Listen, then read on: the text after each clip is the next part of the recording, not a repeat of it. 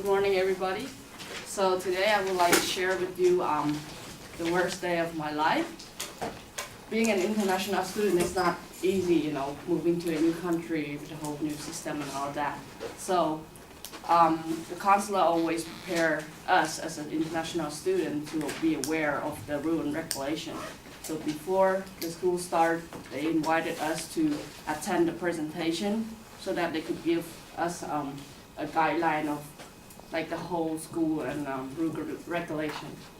So on that day, I went there for 1 hour. I didn't pay any attention because I thought, it's nothing important.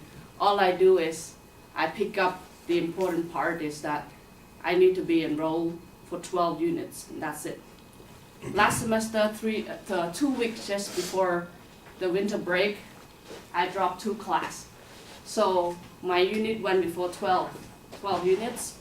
So on a Thursday afternoon, I got an urgent email to meet the counselor. I went to her office. Guess what? She said that I didn't follow the rule and regulation.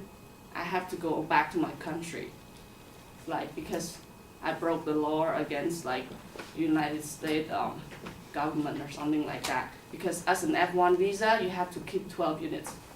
I was shocked. I mean, just 2 weeks before the winter break, I'm already prepared for my vacation and almost done with the school. And then I was like, what could be a solution? She said, oh, there's not much. I gave you 3 options. 1, to go back and reapply, but more likely you will miss the whole spring 2014 whole year. 2, to get extension from the government, but more likely people might get approved for that. 3, you have to find a course that complete to make up for the 12 units by the end of the winter break. How are you going to find, enroll for 2 classes, and most of the class already started or nearly finished. And that's all she said, and there's not much solution. That day it was like the worst feeling ever. And then somehow I rushed back to the administration, the minutes and record.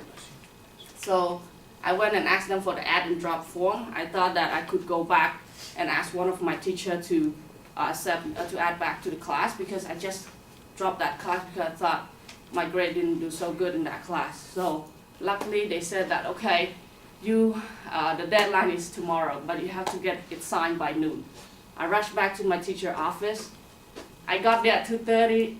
He left 2:15, and he won't be back till Monday. I was in a chaos. I tried to reach him and stuff like that.